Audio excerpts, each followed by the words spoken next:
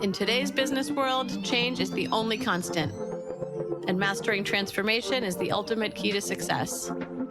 Welcome to Shift and Thrive. I'm your host, Natalie Nathanson.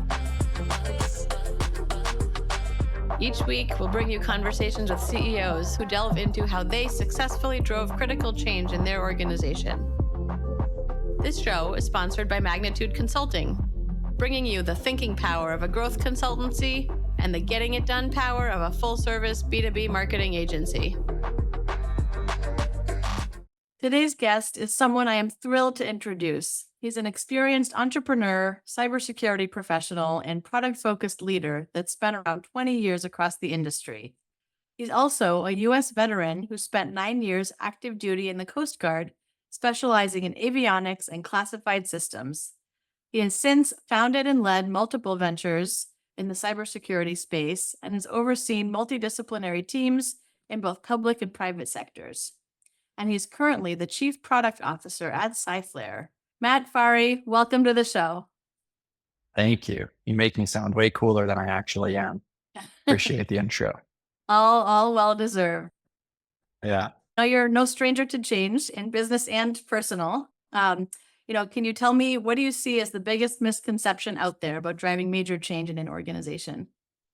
Yeah, I think what I've seen is that it really depends on the person, depends on the industry, depends on the size. But one thing that I think I recognized in both the military and the private sector was there was this underlying tone of, if I only had this position, or if I reached this rank, or if I was somewhere other than where I am today, I would be able to really make the difference or the impact that I want to.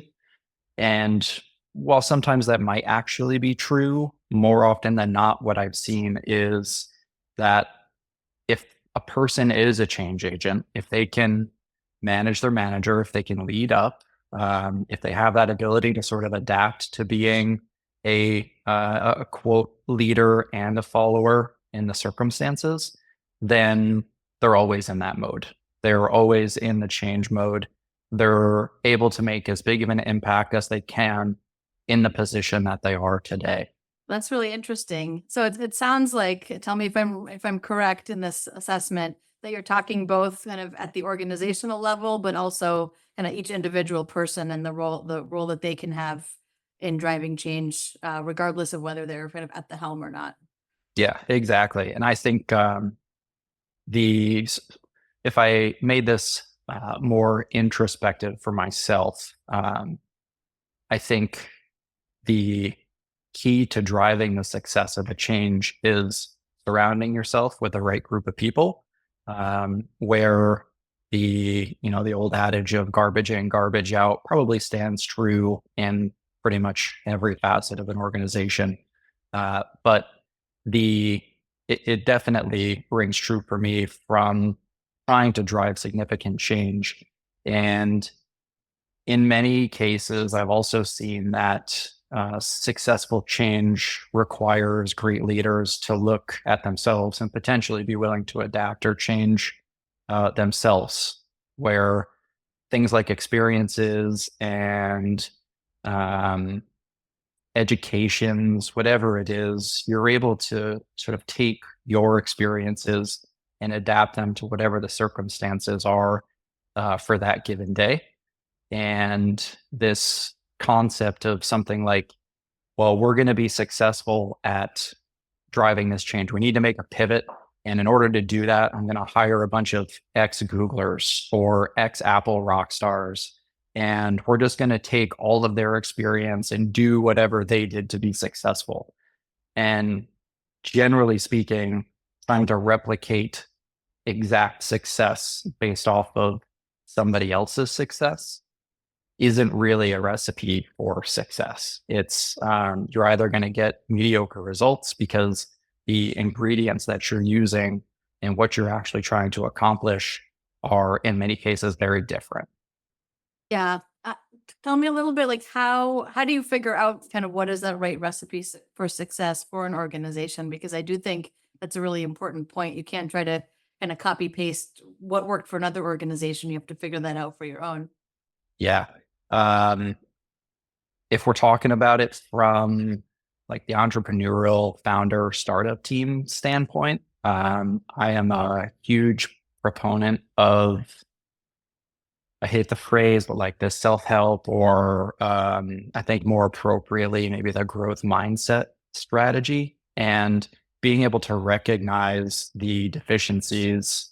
I know my personality. I know what I'm not good at. I know what I'm quite good at and what I'm mediocre at. And trying to find all of the other ingredients that would make that a well-balanced team um, is something that I think is pretty essential to making sure that a company is successful. And in the same vein, making sure that, if we bring it back to driving change, that the outcome that you're trying to accomplish is seen as the North Star amongst all of those people, and they can all execute in their lanes to the best of their possible ability instead of trying to potentially waste a bunch of time doing something that they're not very good at or that I'm not very good at when instead of trying to reinvent that, I can just let somebody else who's an expert at it take care of it. I can tell you I am not great at selling things. I'm great at problem solving, observing. I had this lesson where I was actually trying to help somebody fix their boat, big 50-foot fishing boat. And one of the things that I learned early on with troubleshooting is 10 minutes spent observing the problem will save you hours or days in solution rather than just trying to leap in and fix it immediately without really understanding or giving yourself time to process what exactly it is that you're trying to tackle.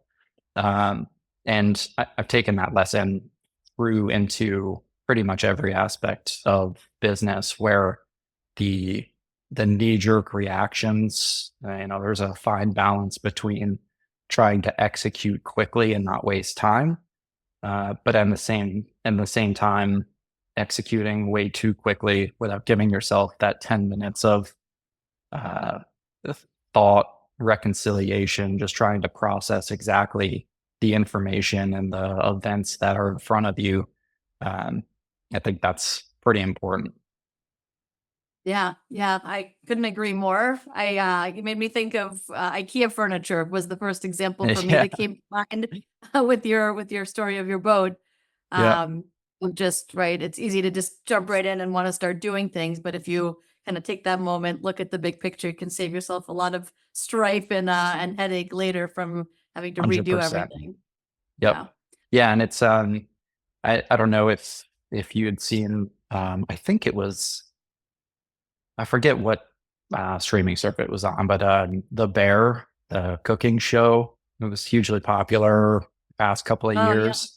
And the the underlying premise of that story, I'm not a huge fan of the show in and of itself, but the underlying premise of that of um, dealing with, he takes this restaurant that he sort of inherited, which a number of founders or turnaround CEOs, pivot CEOs, they're given this thing and I have to sit there and look at what they've got at their disposal and then turn it around into something successful where they wanted to be a Michelin star restaurant. But in any of our cases, we might want to be the greatest CRM SaaS app that ever existed or have the highest gross margins in any marketing industries in the sector or whatever it is. That's kind of your North Star that you're trying to achieve. And you have to take a good hard look. Is the team that's executing on that today the right team to do it? And having that be a reoccurring thing, whether it's every 6 months, 12 months, 24 months, saying, okay, we hit this target, this goal, this milestone.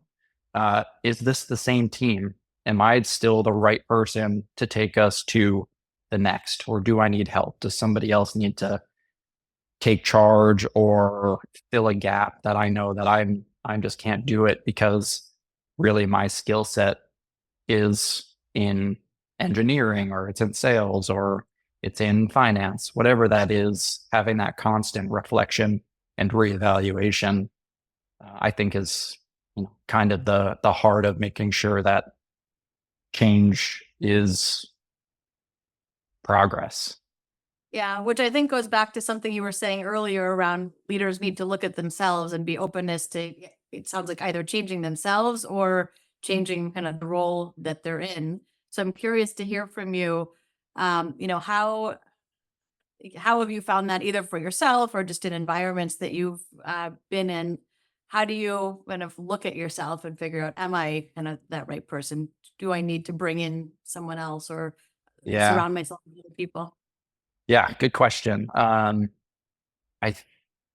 I'd say I'm a bit personally fortunate. I know I'm not alone in it, but the military is an organization that has a long-standing history of developing leaders, and in many cases, whether you want the responsibility or not, you're kind of thrown into the position. So they've got LAMs or leadership and management training in the military. Um, that growth mindset I keep talking about. I've done the Disney Institute, Myers-Briggs. There's all of these different uh, frameworks or formulas for sort of self-reflecting on who you are and what it is that you're good and not so good at. And I think if you can, as an individual, sort of put the ego aside and accept that you're not going to be perfect in every facet of everything that needs to be done in a business, um, then you can start to find what are those overlapping characteristics or the deficiencies. And the other thing that I think really ends up being key there, which I've heard a lot of great leaders talk about, is the common language that a company is going to internally talk through or talk with. Um, and one of the uh, one of those languages that I was introduced to pretty early on was called Notion Stakes, Boulders, and Tombstones. And there was a woman, Francesca, that introduced it to me at my very first, after I was out of the military, got into a private sector. Super lucky that she brought that into me.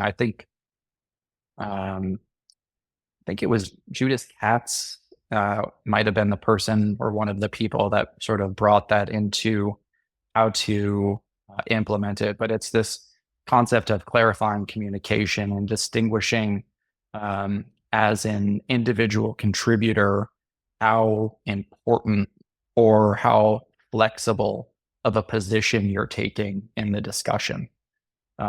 So the example being there that everybody's got a million great ideas, but in order to execute on something is a long road and journey. And if I came, so common scenario being you sit in a room or you're on a Zoom meeting, whatever it is, you've got 10 other people in there, and human nature is there's a lot of brainstorming that happens in unregulated meetings, which is most of the meetings that end up happening on these types of platforms. And somebody could come in and say something like, I've been thinking lately that I would like to try this new process for the finance team.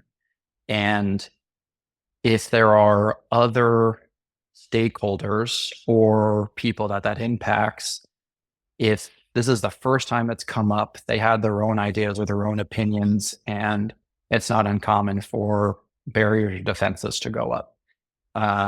Where this using Notion Stakes, Tombstones, or Boulders and Tombstones, if I can start that, if everybody understands what each of those things mean, I could come in and say, I had this notion that I want to try this thing. And immediately, if everybody understands that that literally means it was a fleeting thought, you can agree or disagree. I'm not tied to it. We could say absolutely not. It has zero bearing on what that means to me for the rest of this. Versus I'm a boulder on this, and it means that I feel really passionately about it. You're going to have to move me, really work to move me on changing my mind around this concept or this thing that I want to do. Um, and being able to set that tone for the conversation so that everybody in the room understands what you've got invested or where you stand on it helps everybody else sort of figure out how much it means to them and what are they willing to battle for. You got to pick and choose those battles, otherwise you're out of energy pretty quick. Yep. I love that example. I had not heard of that, so that's something I'm gonna go read up on my own. But I think that notion of kind of those kind of common terminology, common language that allows you to kind of shortcut needing to provide like a longer explanation behind something, and then you just Yep. have that in your lexicon. And I think in the specific example that you gave, it can be tricky to find that right balance in team meetings, right? You don't want to squash new ideas. You don't want to derail the meeting, but you also want to foster that innovation mindset, and good ideas can come from anywhere. And so I love that that gives kind of a way to navigate that. Yeah.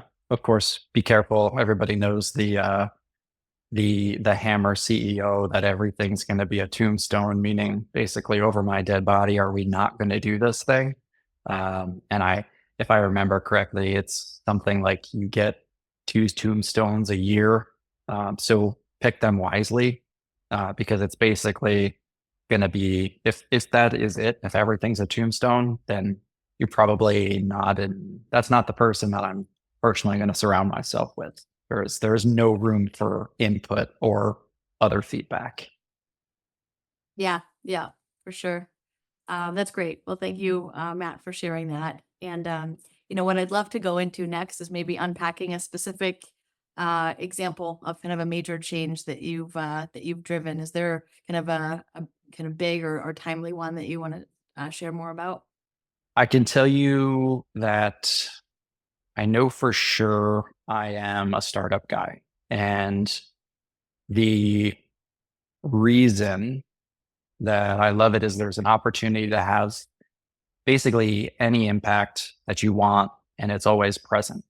Um, and I think there's these forms of uh, small changes where it could be observing a company going from 10 to 100 and overcoming the hurdles that go with that company and the growth, setting them up for a chance of perhaps being moonbound, super rocket trajectory, or something a little smaller. Just basically being that contributor that you always have something new. It's kind of that common theme of startups are always in a state of change, some much more rapidly than others.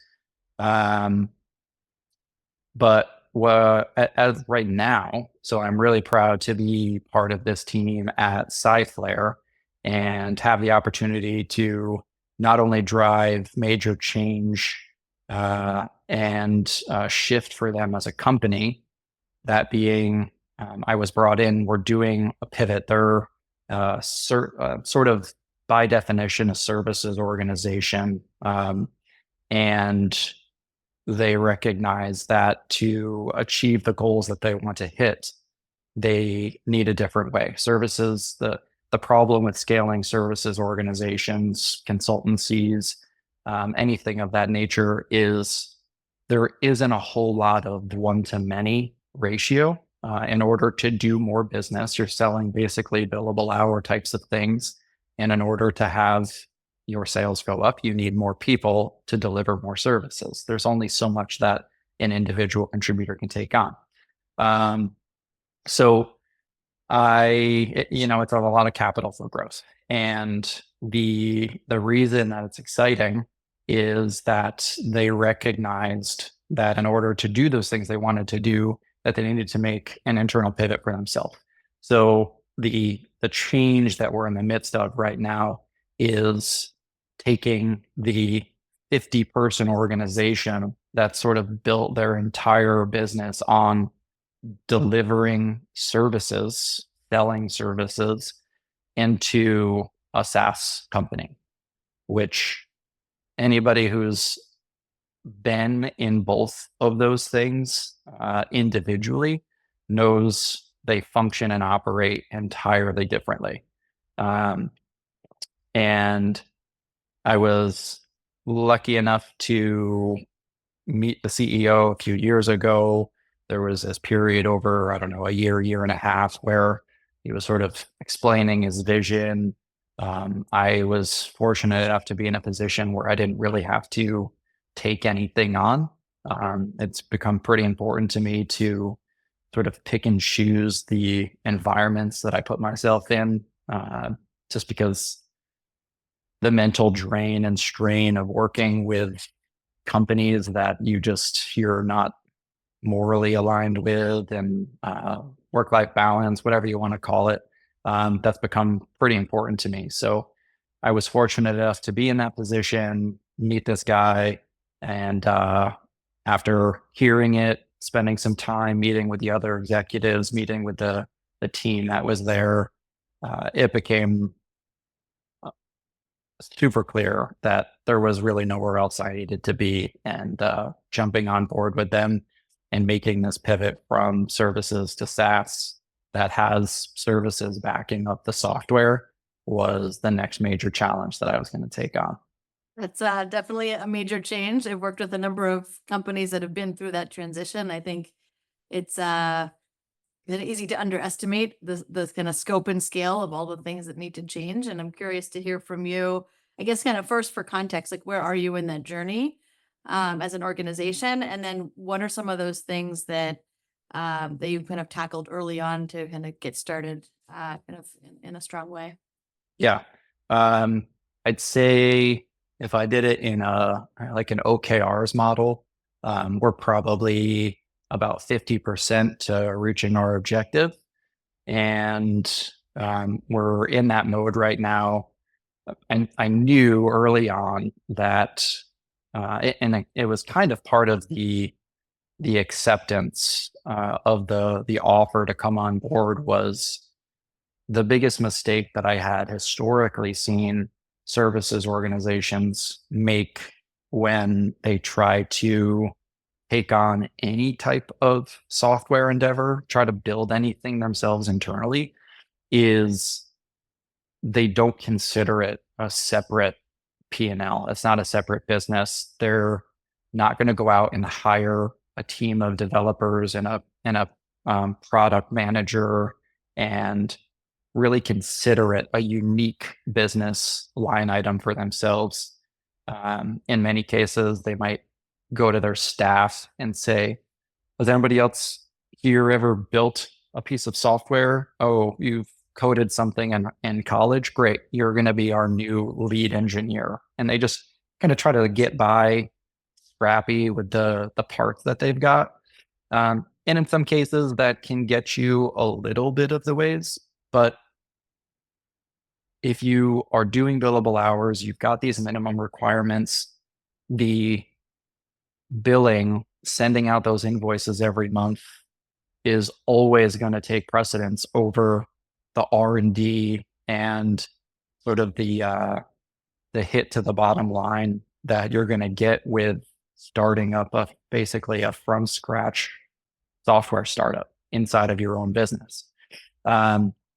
So the whole premise of that talk track there being that I basically said the only way that I'm going to take this on is if you agree that I can hire my own team. You're not going to bother us. We are going to manage the communication chain to make sure that what we are building meets your expectations. You are all basically consumers of this product. And that's that.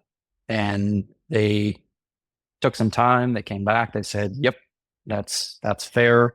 And without having done that, I could tell you without a doubt, we would not be nearly as far as we are. Of course, as any person in software knows, it's taken us longer than we would have liked. Everybody always wants to move faster.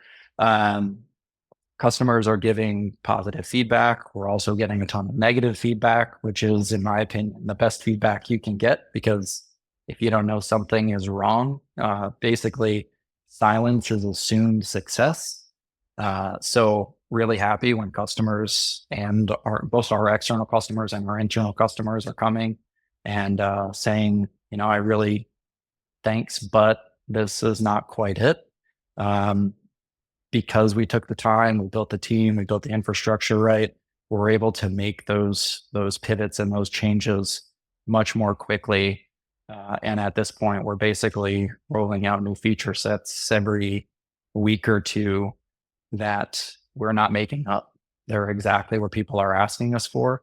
And we're all able to take the lessons from a 7-year-old successful services company that had 1,000 really happy customers with their legacy business and jumpstart and apply that to the software side of the house. So we don't have to really seek product market fit. They found it through their early days of them as a business, and the need presented itself. Yeah, that's great. I'd love to hear a little bit more kind of when and how do you merge this into kind of the rest of the organization? Like when did you bring other departments in? Kind of, I'm not sure what's already happened and what's kind of coming. But can you talk a little bit of that? Because I think that's another area that can be challenging for organizations, is especially the way you describe, right? It is separate P&L, separate team, or at least moving in that direction. Kind of how do you kind of bring it in with the rest of the organization? Yeah. So I think realistically, it's always there has to be this mesh mentality. It's never entirely separate. Everything that feeds in and out of a product is everybody else's. And by that, I mean every other department's responsibility as well. Just like finance is our responsibility, sales, like I said, I'm not good at it, but it's my responsibility. Everybody's got a hand in it. Um, so getting all of the departments involved basically from day one when you're doing feature requirements, we're building out wireframes of what we think need to happen. We're getting into that point now where we want to enable other um, other customers to basically have this self onboarding mechanism where they don't really have to engage with our sales team. We're sort of trying to move into that product led growth model, which means not only are we shifting the mindset of our sales department and our customer success team, where they are by nature very involved in every sale. We, the engineering department, need to learn how they're going through their sales, what the onboarding process has been like with customers, uh, and then take that into the design, talk to the customers that they've dealt with, both business we've won and business we've lost, of why it was successful or not successful. Was there a barrier somewhere in there that we can work into the specs of making sure that we remove those barriers? Um, and that's stuff that we couldn't, me, as even with all of the experience that I have, I'm not going to know those types of specifics. And no engineer is going to know those types of specifics either. So getting those departments involved right from the beginning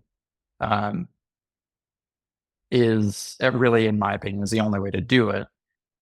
The flip side of that is I feel pretty strongly that we have to go to them, because if the demand is always inbound, which I think is probably the case in most software companies, and if you end up letting sales be the driver for product release, then it is a very quick downward spiral into building an application that may appear good or sell well, but not retain.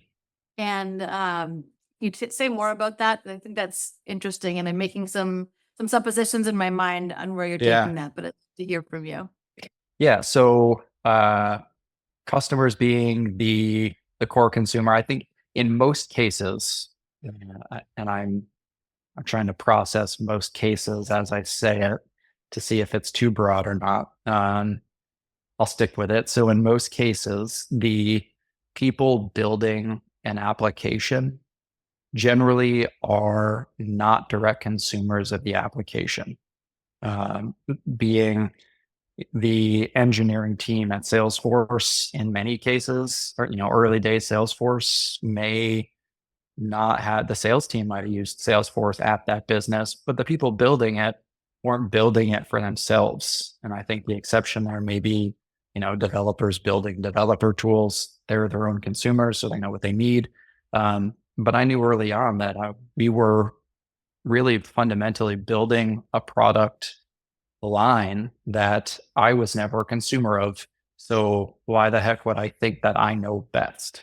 I know cybersecurity, I know process, but from a consumer standpoint, we needed to go to the people that were going to be taking it and touching it day in and day out.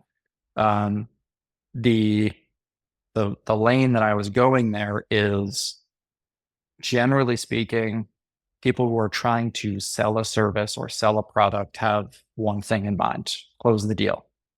Their their commissions come off of it, and it's one of those reasons that I've never myself been into the sales momentum. But if there is always going to be something that would look cool or do a cool thing and may close the deal, but having those contingencies of will sign this contract or this agreement if only you had this feature at any given time. For us, we have 150, 200 deals in the pipeline a week, and there's no way that we're going to make 150 or 200 features that would close one of those deals. That just the math doesn't add. So making sure that we can not only design, build to close new business, but really one of our objectives is to have under 5% churn year over year, which means whatever they signed on for, some cool whiz bang, this thing looks awesome, needs to actually deliver value to them as a customer. That lifetime value number is incredibly important to us, because we are not trying to grow fictitiously. We have this mission of being meaningful and actually changing the landscape for people who are involved at all with cybersecurity, which in this day and age is basically everybody. Everybody's doing compliance, everybody's doing security, everybody's got operational problems. The whole world runs on computers and software. So it's really important for us not to just be flashy. We have to be functional. Right, right. Which, just as I'm thinking about the transformation that you're talking about of going from services to product, or including the product, is needing to have that rigor around what actually goes in there, in a way that's easier to adapt to different customer requests as a Yep. services organization. But you really have to be very deliberate about what goes into that. And I think as you're talking, just thinking about kind of what does good customer feedback look like? What do you listen to? What is kind of a trend versus kind of one or two customers sharing their kind of unique needs or desires? And Yeah. to me, that's where we see like the partnership between sales, marketing, product really needing to come together early and often, as you had said. Yeah. Yeah. I mean, it's one of those things. As chief product officer, I try to spend a bulk of my time having the conversations with the consumers, both internal and external. But day in and day out, our customer success and sales teams are talking to those people and building those relationships. And they ultimately end up being our best funnel for feedback. And I mean, anybody that's dealt with a grumpy customer knows that when something, if you're hearing the squeaky wheel, typically the squeaky wheel is not happy. They're not giving you this rave review so loudly.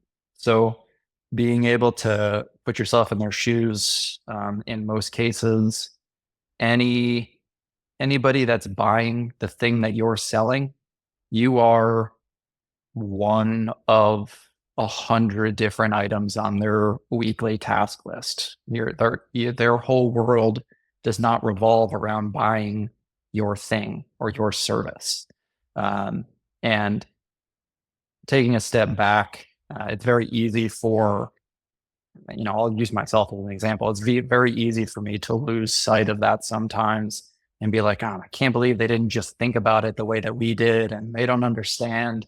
But at the end of the day, they probably, if we had a meeting, as soon as that meeting ended, they went into another meeting about something that had nothing to do with what we just talked about.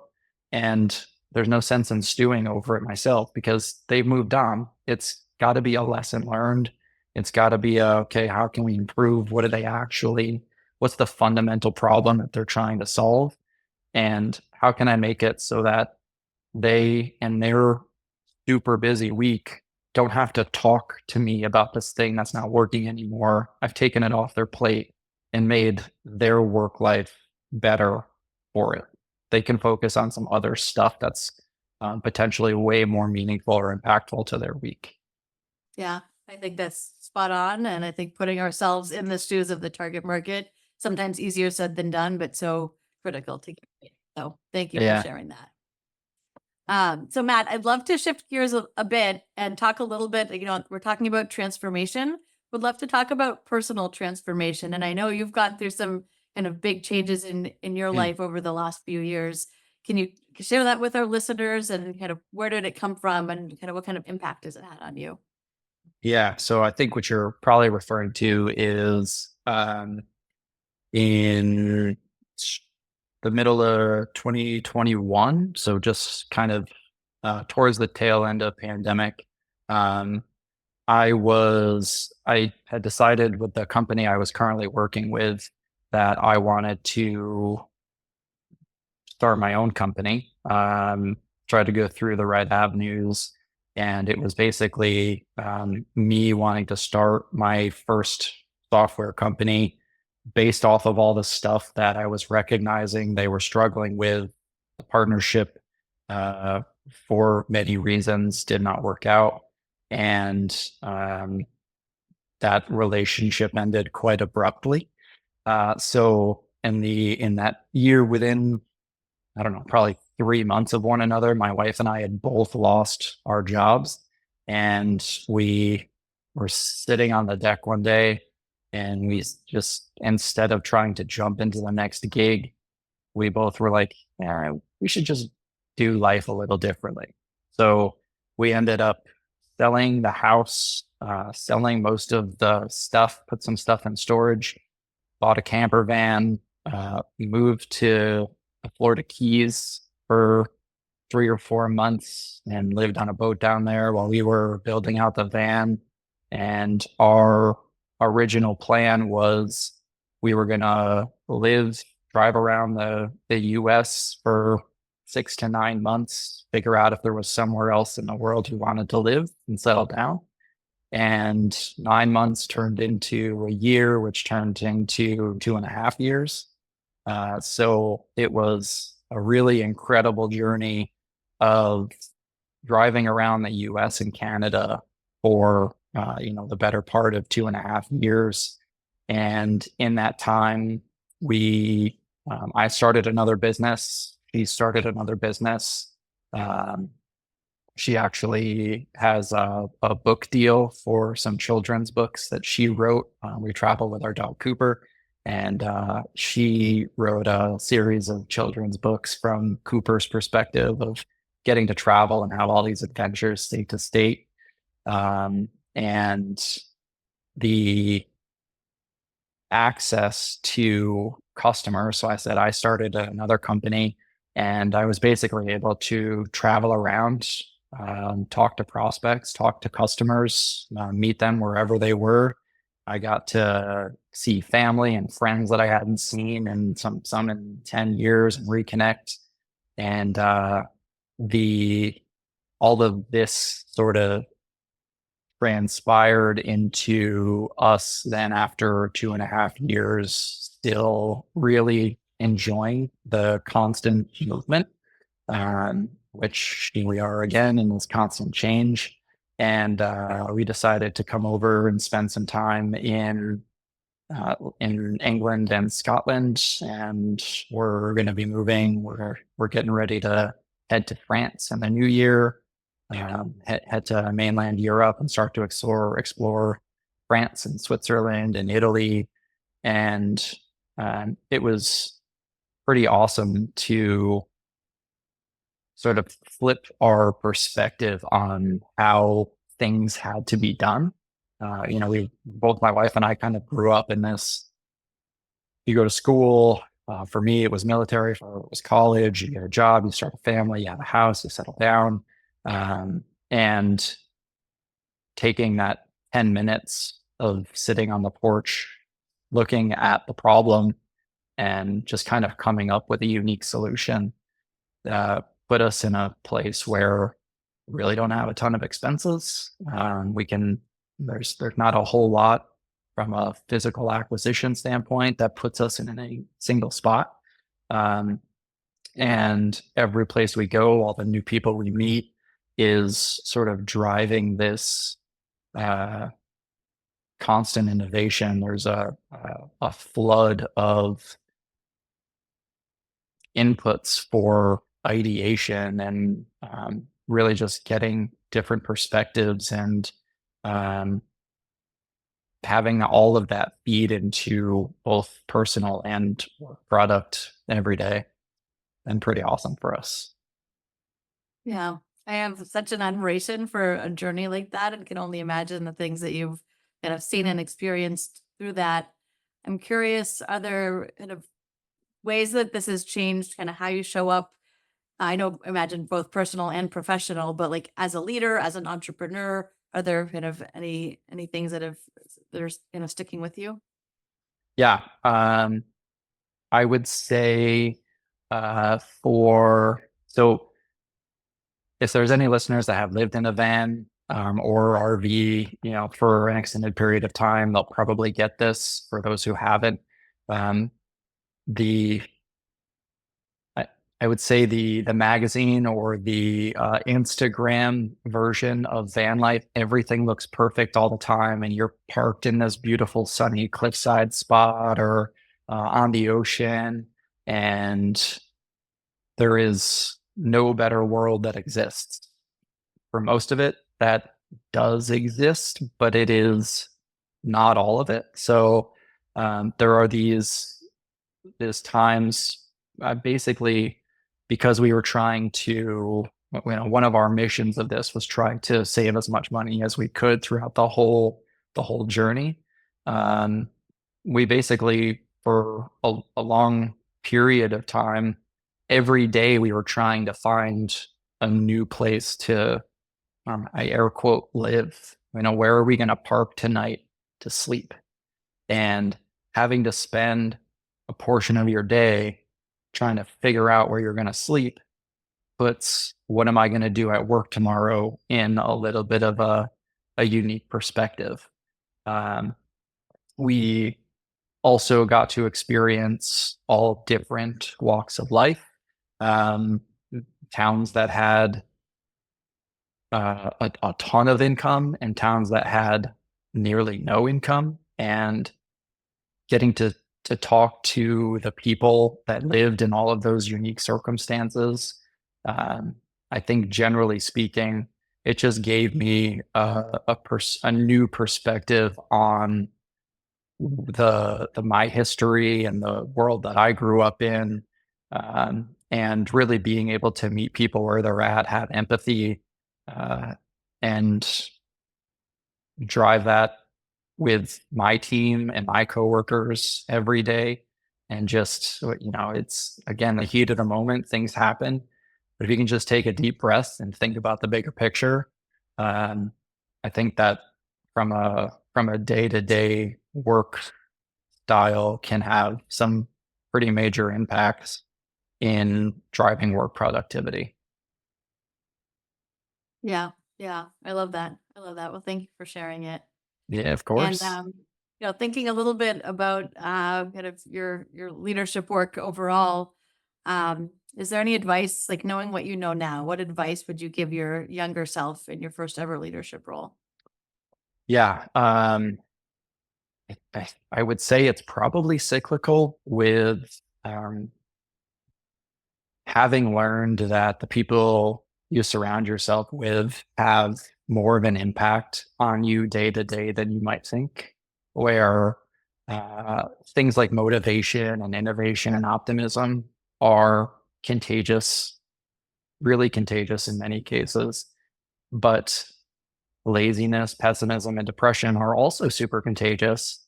So I found it pretty important to try to have as much of the things that I want to be myself, surrounded with the people, surrounding myself with the people that have those things.